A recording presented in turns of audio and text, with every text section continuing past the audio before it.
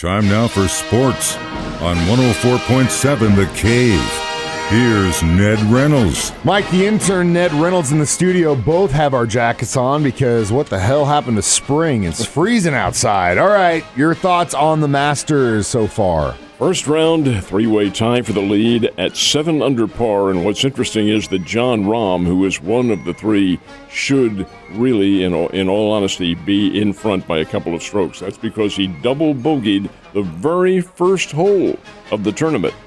Double bogeys, 2 over to begin, and he finishes at 7 under. He would normally have done a whole lot better. Anyway, it's Viktor Hovland, Jon Rahm, and Brooks Koepka from the LIV Tour. They all shot rounds of 65, 7 under par. Cam Young and Jason Day at scores of 67. Of course, all the attention is on Tiger Woods. He was 2 over par with a 74. His second round coming up around noontime today, and it'll have to take a pretty good round of golf for him to make the cut, but I think he can do that. He did have spurts where he was playing very well yesterday. It's good to see that he's at least doing good. You see any limping or anything like that? Big time? Golly, man, but he's playing through it. And like I said, if you look at guys like Tom Brady, the competition is the only thing that matters to those dudes. And God love them, but sometimes you got to make your life a little bit about some other things, too. Pro playoffs should be starting pretty soon with the NBA. Who do you like this year? Well, the NBA has a play-in round. This will be the second year for it. But the playoffs themselves, the first round of the playoff, will start next Saturday. Not this coming, but next Saturday, and that's April the 15th. Prior to that, though, next week, there is the second round of the... Starting next week, next Tuesday, will be the second round of what's called the play-in round, and that takes seeds number 7. Teams are seeded 7 through 10 in each conference, and they play each other in a best-of-3, and the winners go on to the playoffs. And then first round begins April 15th. So there's another couple days to go. The season will end this weekend, and that has to be a sign that spring is here because the weather sure isn't. You didn't answer my question, though. Who do you like? In the NBA, you have to like the Denver Nuggets. Denver having a pretty and good the year Milwaukee so far. Bucks, well, they're both top-seeded in their conference, and both should do very well. They have all-pro players on there, and my goodness sake, and by all-pro, I don't mean the entire team is pro. These are the status of all-pro. They're really, really very good teams. Good to see it. Last but not least, we're talking about playoffs. Let's talk about the Stanley Cup playoffs. I don't really think the Blues are going to be anywhere near that. No, it's going to take a miraculous comeback for them to get in because there are only a few games left. Regular season ends next Friday, April the 14th, and the Stanley Cup begins on Monday the 17th. It's a protracted playoff. It goes on for a long time, but it doesn't appear now as though the Blues are going to be in.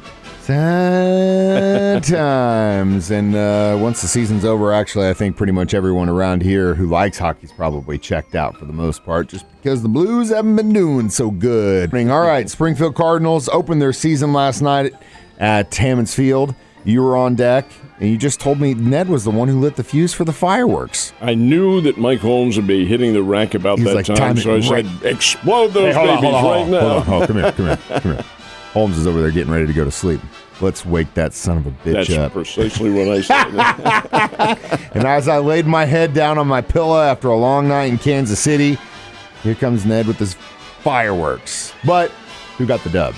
The dub went to the Wichita Wind Surge by a score of 4-1. It was, from an artistic standpoint, not a real good opener. The Springfield Cardinals committed 3 errors in the game, and all of them were very costly, including the very first one in the first inning, in which the guy who got on base because of an error came around to score. The game was 1-0 for quite a while. Springfield tied it up with a home run from Irving Lopez, who has been with this team now for the better part of 2 and close to 3 years. He lined one over the right field wall, and that tied the game. But then, again, the old man error came back to haunt the Cardinals in the 7th inning, and that's when the Wichita Ball Club put it away with 3 runs. 4-1 the final. They'll play again tonight, and it's a long season. A lot of good things can happen, and I think they will. The team is a little bit better constructed from what we saw last night. Future Cardinals baseball. Speaking of which, Big Cards had the day off, but Royals did not. Did they get a win? Big Cards head to Milwaukee for a series with the Milwaukee Brewers beginning tonight.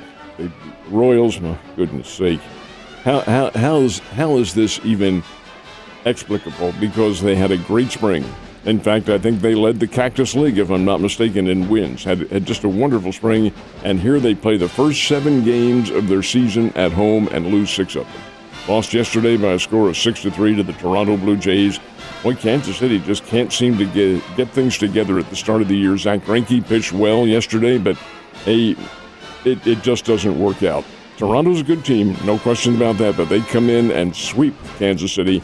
So now the Royals go on the road, head out to San Francisco to help the Giants open up their home series. That doesn't bode very well. Kansas City is 1-6 to start out the year. Really think the team is better than this, but so far they haven't shown it. Sad to see. Missouri State Bears. They're kind of been shaky too. Have they righted the ship a little bit? We're about to find out this weekend because they have a 3-game home series with Bradley coming in here, and because it's intermixed with the Springfield Cardinals, the games are going to start early. For instance, the Friday game today starts at 11 a.m. Probably be a little bit warmer, at least it better be. A little bit warmer by noontime, virtual noontime when they start. 11 a.m. is when they'll start at Hammons Field.